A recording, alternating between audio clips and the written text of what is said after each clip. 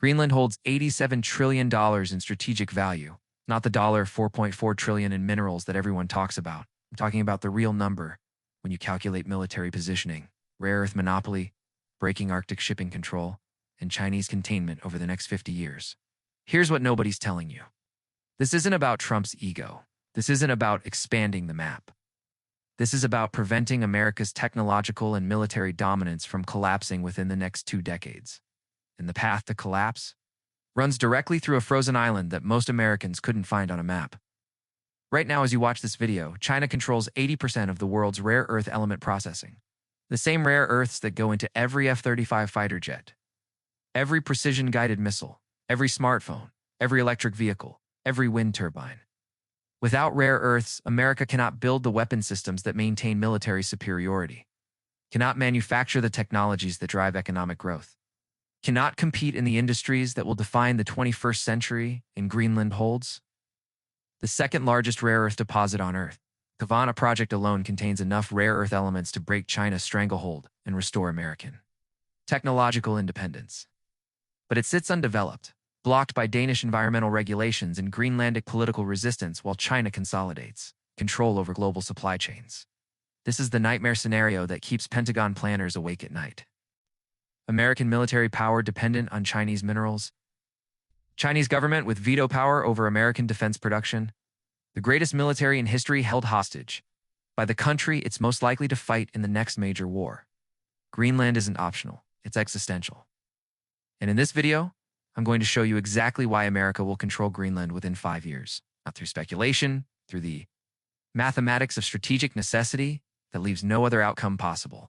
Welcome to Strategic Calculus. Here, we break down the real reasons behind geopolitical moves that governments won't admit publicly. Quick reminder before we dive deep, smash that subscribe button and hit the bell icon. Comment your prediction. For when this happens, I want to see if you're tracking the same indicators I am. Let me start with the rare earth crisis because this is the foundation of everything else. And the numbers are so extreme that most people assume they must be exaggerated. They're not. Rare earth elements are 17 metallic elements with names most people have never heard. Prusium, preotomium, dysprosium, terbium. They sound like science fiction, but they're the foundation of modern military technology and consumer electronics. Every F-35 Lightning II fighter jet requires 920 pounds of rare earth elements. Every Virginia-class submarine uses 9,200 pounds. Every Patriot missile system, every satellite, every advanced radar, every precision guidance system depends on rare earths for the magnets, lasers, and electronics that make them function. China produces 70% of the world's rare earths and controls 90% of the processing capacity. This isn't because China has all the deposits.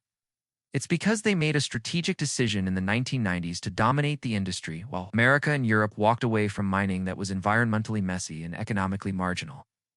Now that decision is weaponized. In 2010, China restricted rare earth exports to Japan during a territorial dispute. Japanese industry faced immediate supply chain collapse. In 2019, China threatened to cut off rare earth exports to the United States during trade negotiations. The threat was explicit. No rare earths, no F-35s, no advanced missiles, no high-tech military. The Pentagon has been screaming about this vulnerability for a decade. Every defense strategy document, every congressional testimony, every classified briefing comes back to the same terrifying reality. America cannot sustain great power competition while dependent on Chinese rare earth supplies. Greenland changes this equation completely. The Kina deposit contains 1.5 million metric tons of rare earth oxides. That's enough to supply American defense and technology industries for decades while breaking Chinese pricing power.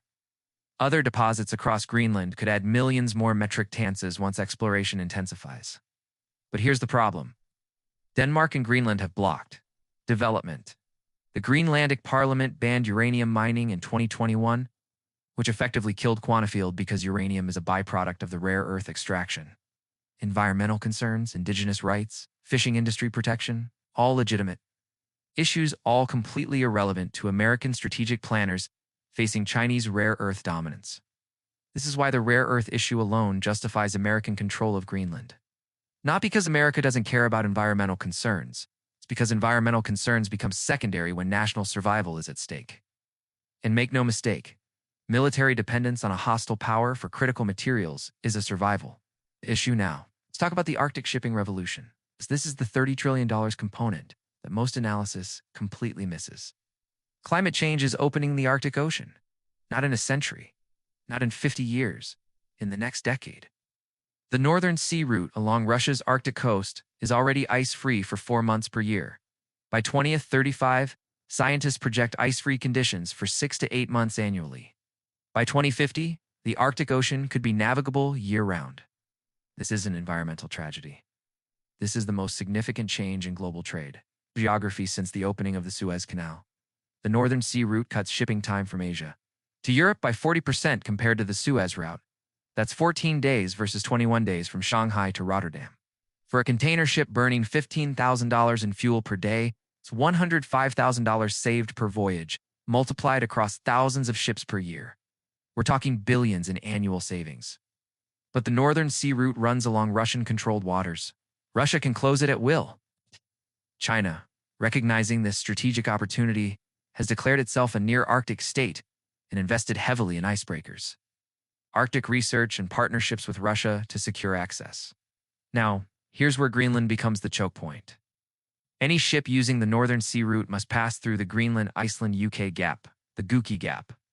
During the Cold War, this was the strategic barrier where NATO submarines waited to hunt Soviet vessels. Today, it's the control point for Arctic commerce worth trillions annually. Whoever controls Greenland controls one side of the Gookie Gap. Whoever controls the Gookie Gap can monitor tax or block shipping through the Arctic. This isn't theoretical.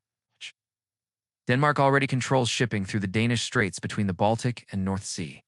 They know exactly how to monetize maritime choke points.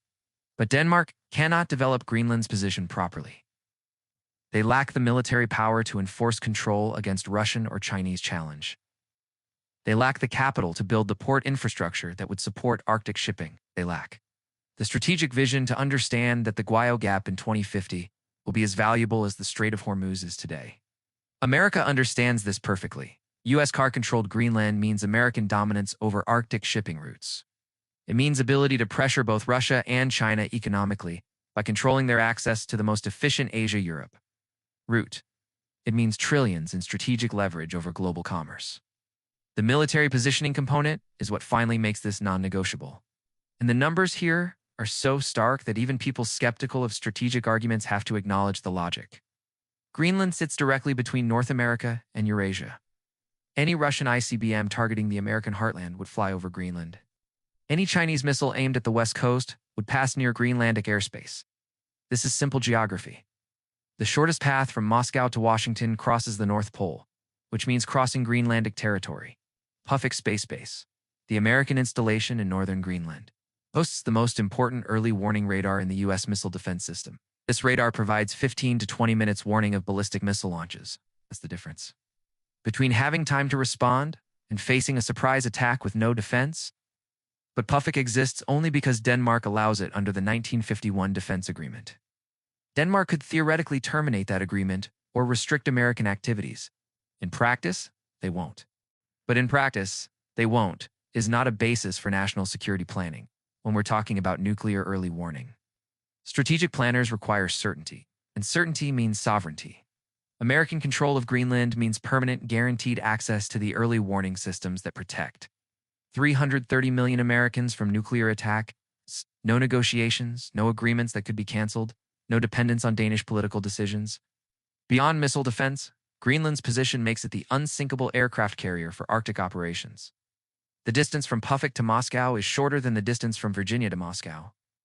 American bombers and fighter jets based in Greenland can reach targets across Russia, Northern Europe, and the Arctic Ocean with minimal refueling. During any future conflict with Russia or China, Greenland becomes the forward operating base for the entire Northern Theater. Air superiority over the Arctic, submarine operations in the GI-UK Gap, surveillance of Russian northern bases. All of it depends on access to Greenlandic territory. Right now, that access depends on Danish permission. In a crisis, Denmark might face political pressure from other European nations to restrict American military operations that could escalate conflict. American strategic planning cannot accept that uncertainty. Then there's the China containment strategy. which is where everything comes together into a coherent picture of why Greenland specifically matters right now. China's Belt and Road Initiative aims to create global infrastructure networks that reduce dependence on American-controlled trade routes and American-aligned institutions. The Polar Silk Road is the Arctic component of this strategy. China has invested in Icelandic infrastructure, Finnish railways, Norwegian shipping, and Russian Arctic energy projects. They've built 5 icebreakers with plans for more. They've established Arctic research stations. They've bid on Greenlandic mining projects and airport construction. It's clear as throat, the pattern is clear.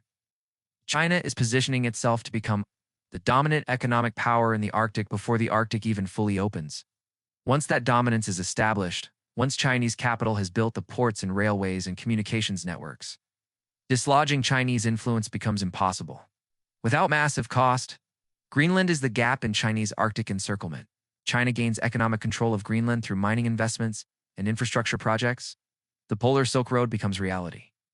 Chinese influence extends from Norway through Russia to Greenland, creating an Arctic sphere where American power cannot operate freely. But if America controls Greenland, the Polar Silk Road is blocked. Chinese ships using the Northern Sea Route must pass through American-controlled waters. Chinese rare earth dominance faces competition from American-controlled Greenlandic deposits. Chinese Arctic research must operate knowing American military bases are monitoring everything. This is the real reason Trump's statements about Greenland aren't random impulses. They are the public expression of a strategic consensus that has been building in Pentagon and State Department for years. Greenland is the cork in the bottle of Chinese Arctic expansion. Now, let's talk about the economic justification because this is where the math becomes undeniable. Every analysis of Greenland acquisition focuses on the cost. How much would America pay Denmark? $100 billion, $200 billion seems expensive, but that's the wrong framework. Question isn't cost. It's return on investment over 50 years. And when you calculate the real value, Greenland might be the single best strategic investment America could make. Start with the minerals.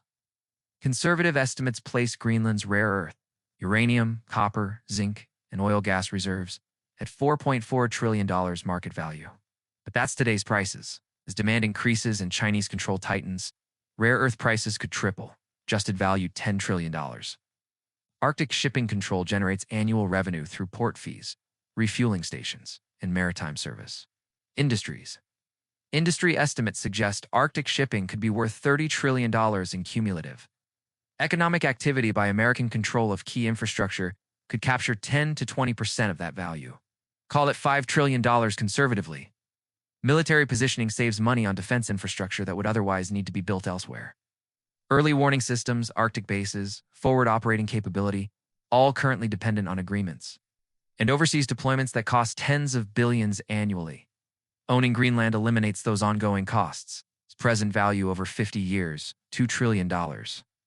Strategic leverage over China and Russia through rare earth supply and Arctic shipping control is impossible to quantify precisely. But defense analysts estimate it's worth at least $5 trillion in avoided military spending, favorable trade terms, and reduced risk of conflict.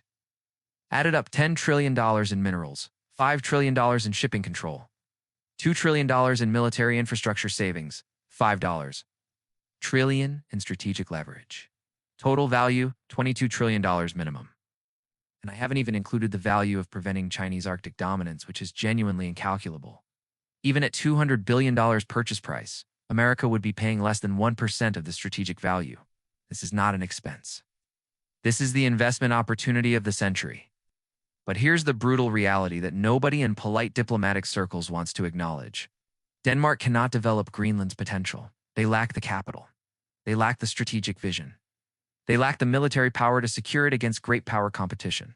And most importantly, they lack the political will to override environmental concerns and Greenlandic resistance for strategic necessity.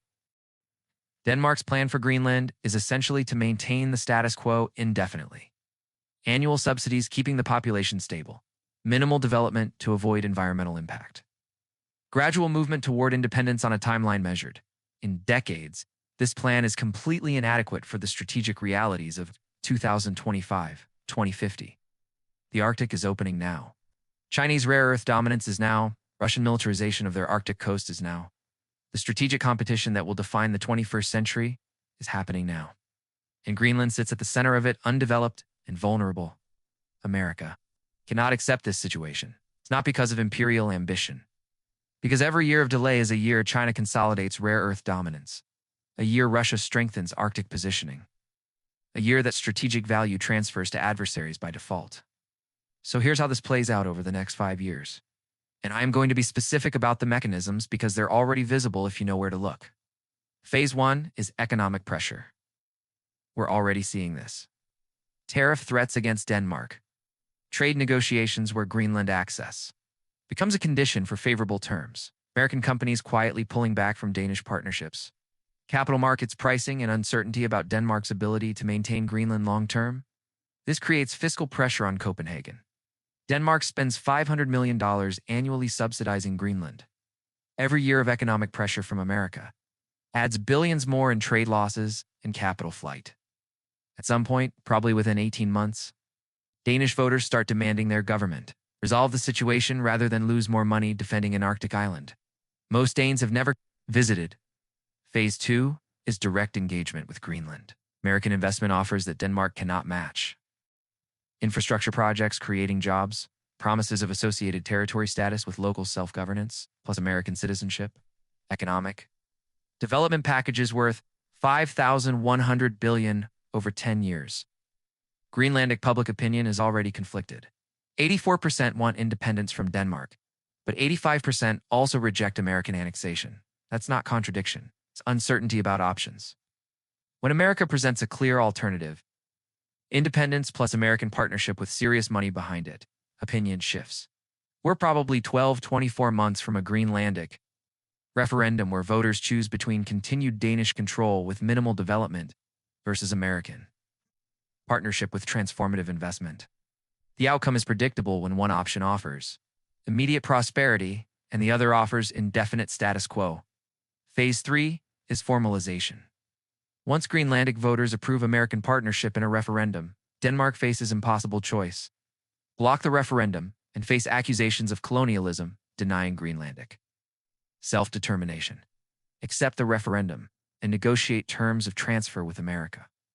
Denmark chooses negotiation because the alternative is worse. America offers compensation. Package probably $150 at $200 billion. Denmark gets paid more than Greenland is worth to their economy. Greenland gets development they want. America gets strategic control they need. Everyone can claim victory publicly. Denmark protected Greenlandic self-determination by respecting their referendum. Greenland chose their future democratically. America acquired territory through negotiation and local consent. Behind closed doors, everyone knows what happened. Economic pressure made Danish control unsustainable. American money bought Greenlandic support. Strategic necessity drove the outcome from beginning to end. The timeline I'm describing is aggressive, but realistic. We're currently in Phase 1. Phase 2 begins within 6 months as American investment offers materialize. Phase 3 could happen as early as 2027 if Greenlandic politics moves faster than expected. Definitely by 2029 if it moves slowly. 5 years from now, Greenland will be American territory in all but name. Maybe it's called an associated commonwealth. Maybe it's a territory.